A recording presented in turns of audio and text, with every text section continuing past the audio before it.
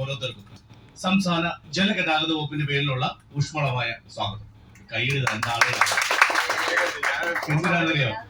കൈയ്യടി ചിരി എന്നൊക്കെ പറയുമ്പോ അതിന്റെ ഒരു ആംബിയൻസ് തന്നെ അങ്ങ് പറയും. ഒന്നും പരിചയമില്ലാത്തവരല്ലേ ആ ഒരു ചിരി കൈയ്യടി എന്നൊക്കെ വരുമ്പോ അതാണ് ഈ യാത്രയുടെ ഏറ്റവും വലിയൊരു പ്രത്യേകത. എനിവേ, നമ്മുടെ ഈ നിത്യജീവിതത്തിന്റെ തിരക്കേറിയ ദിനങ്ങൾക്കിടയിൽ ഒരു അവധിക്കാലത്തിന്റെ സ്വാതന്ത്ര്യം തേടിയെത്തി നിങ്ങൾക്കായി ഒരു കുട്ടനാടൻ ദൃശ്യവിരുന്നൊരുക്കാൻ ഇന്നേ ദിവസം വേഗയിലൂടെ ഞങ്ങൾക്ക് ഒരു അവസരം തന്നതിന് തന്നെ ആദ്യമായി നിങ്ങൾക്കുള്ള നന്ദിയും കടപ്പാടും രേഖപ്പെടുത്തിക്കൊള്ളാം.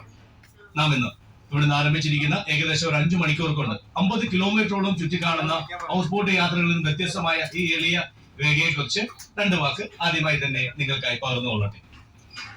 നമുക്കറിയാം, തിരുവിതാംകൂർ ദിവാനായിരുന്ന രാജാ കേശവദാസ് നിർമ്മിച്ച അതിമനോഹരമായ ആലപ്പുഴയിലെ ചെറു പട്ടണത്തിന്റെ നെറുകയിൽ സ്ഥിതി ചെയ്യുന്ന വടേക്കനാലിൽ നിന്നും എല്ലാം നാം യാത്ര ആരംഭിച്ചിരിക്കുകയാണ് അല്ലെ. ഈ യാത്ര നോക്കൂ, ഇരുവശങ്ങളിൽ നോക്കിയാൽ നമുക്കറിയാം എന്തുകൊണ്ടാണ് ആലപ്പുഴയെ കിഴക്കിന്റെ വെനീസ് എന്നൊക്കെ വിളിക്കുന്നത്. നമ്മുടെ ജലാശയം താഴെ നിൽക്കുന്നു, ഇരുവശങ്ങളിലുമുള്ള കരപ്രദേശം മേളിലും. പക്ഷേ നമ്മുടെ യാത്രയിലെ കുട്ടനാടൻ പ്രദേശത്തിൽ നിങ്ങൾ ശ്രദ്ധിച്ചോണം, ഈ ജലാശയം അങ്ങ് മേളിലും ഇരുവശമുള്ള കരപ്രദേശം താഴെയായിട്ട് നമുക്ക് കാണാൻ പറ്റും. ഇതാണ് കുട്ടനാടൻ പ്രദേശത്തെ ഏറ്റവും വലിയ ജിയോഗ്രാഫിക്കലായിട്ടുള്ള പ്രത്യേകത. നമ്മുടെ നിൽക്കട്ടെ, കുട്ടനാട് ചെല്ലുമ്പോൾ അതിന്റെ കാര്യങ്ങളുമായിട്ട് നമുക്ക് തിരിച്ചു വരാം. ഇപ്പോ വടേക്കനാലിലൂടെ നമ്മളിങ്ങനെ പോകുന്നു, ഇരുവശങ്ങളിൽ നോക്കിയ ശിക്കാരകളൊക്കെ കിടപ്പുണ്ടല്ലേ. ഇതെല്ലാം ബാൻ ചെയ്തിരിക്കുകയാണ്. എന്താണ്?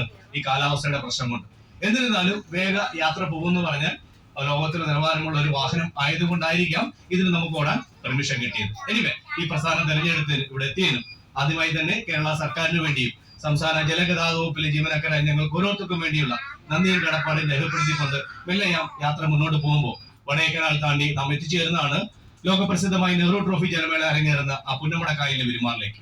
പുന്നമടക്കായൽ 2 കാര്യങ്ങളിൽ ലോകപ്രസിദ്ധമാണ്. നിങ്ങൾക്ക് ഒരുപക്ഷെ അറിയാമായിരിക്കും. എന്താണ്? എല്ലാ വർഷവും ഓഗസ്റ്റ് മാസം 2ാം ശനിയാഴ്ച അരങ്ങേറുന്ന ആ ചരിത്ര പ്രസിദ്ധമായ നെഹ്റു ട്രോഫി ജലമേള അടുത്ത ഓഗസ്റ്റ് 10ാം തീയതിയാണ് അനൗൺസ് ചെയ്ത് കഴിഞ്ഞു ജലമേള അവിടെ നടക്കുന്നത്. അപ്പൊ നമ്മൾ ഒന്നതാണെങ്കിൽ, 2 പുരവഞ്ചികൾ അഥവാ ഹൗസ് ബോട്ടുകൾ. ലോകത്തിന്റെ നെറുകയിൽ കേരളത്തിന് തനതായ ഒരു സ്ഥാനം നേടിത്തന്ന പ്രസ്ഥാനങ്ങളാണ് പുരവഞ്ചികൾ അഥവാ ഹൗസ് ബോട്ടുകൾ. അതിന്റെ കേരളത്തിലെ ഏറ്റവും വലിയ ടെർമിനൽ സ്ഥിതി ചെയ്യുന്നതും ഈ പുന്നമടയുടെ ഓരത്താണ്. അപ്പൊ വള്ളങ്ങളുടെ ചരിത്രവും ഹൗസ് ബോട്ടുകളുടെ ആ ടെർമിനൽ പാർക്ക് ചെയ്തിരിക്കുന്ന കാഴ്ചയൊക്കെ കണ്ട് പുന്നമടക്കായൽ താണ്ടി പിന്നീട് നാം എത്തിച്ചേരും കേരളത്തിലെ ഏറ്റവും വലിയ കായലായ വേമ്പനാട്ട് കായലിലേക്ക്. അങ്ങനെയുള്ള കായലിന്റെ പടിഞ്ഞാറ് ഓരത്തുകൂടി മെല്ലെ നമ്മൾ നീങ്ങി ഉച്ചയ്ക്ക് ഏകദേശം ഒരു 12:30-1 മണിയോട് കൂടി നാം എത്തിച്ചേരും പാതിരാമണൽ സന്ദർശനത്തിലേക്ക്. പാതിരാമണൽ സന്ദർശനം എന്ന് പറയുന്നത് നമുക്ക് ചെറിയൊരു ഇടവേള കൂടിയാണ്. ഒരു 1/2 മണിക്കൂർ സമയം നമ്മൾ അവിടെ സ്റ്റോപ്പ് ചെയ്യുന്നുണ്ട്.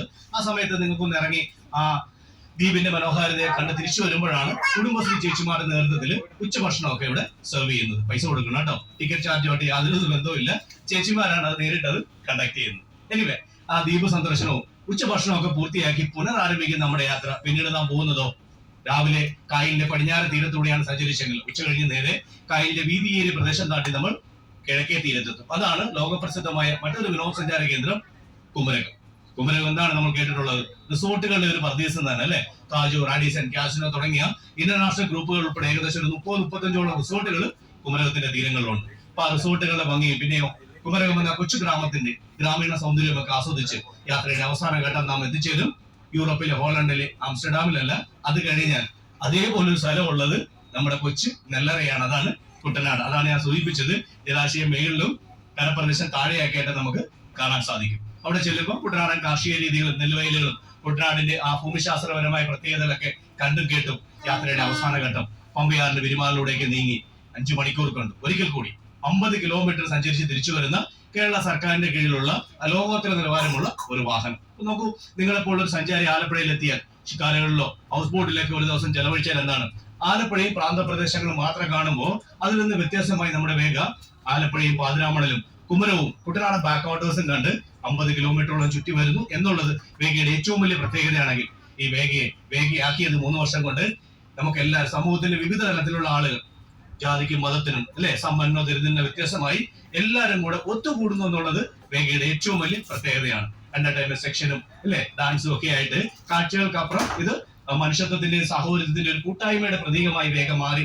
ഇതെന്താണ് കാരണം? ഇന്ന് നിങ്ങളാണെങ്കിൽ ഇന്നലെ വരെ വന്നുപോയ ആളുകൾ ഇതിന് നൽകിയ സപ്പോർട്ടും പിന്നെന്താണ് മൗത്ത് പബ്ലിസിറ്റിയാണ്. അപ്പൊ ഇന്നു മുതൽ നിങ്ങൾ ഓരോരുത്തരും വേഗയുടെ ബ്രാൻഡ് അംബാസഡർമാരാണെന്നുകൂടി ഈ വേളയിൽ പ്രഖ്യാപിച്ചുകൊണ്ട് ഒരിക്കൽ കൂടി ഈ പ്രസ്ഥാനം തെരഞ്ഞെടുത്തതിന് ഇവിടെ എത്തിയതിനും ഞങ്ങൾക്ക് വേണ്ടിയുള്ള നന്ദിയും കടപ്പാടും രേഖപ്പെടുന്നതോടൊപ്പം നിങ്ങൾക്ക് എല്ലാവർക്കും ഈ വേളയിൽ ശുഭയാത്രയും നേർന്നുകൊള്ളും.